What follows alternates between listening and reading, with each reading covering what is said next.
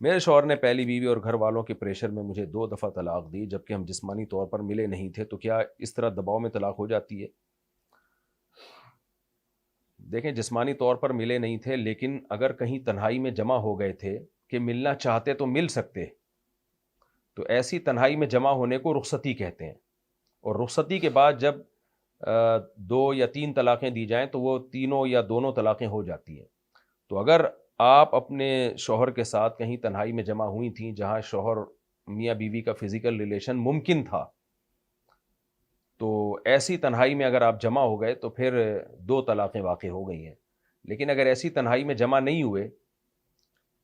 یا تھوڑی دیر کے لیے ہوئے، چند سیکنڈ کے لیے، 1-2 منٹ کے لیے، کہ وہ ممکن ہی نہیں تھا میاں بیوی کے درمیان فزیکل ریلیشن جو،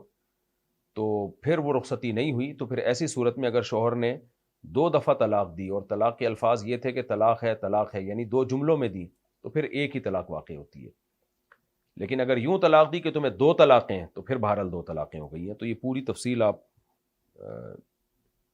بتائیں گی کسی مفتی کو تو وہ جواب دے سکے گا۔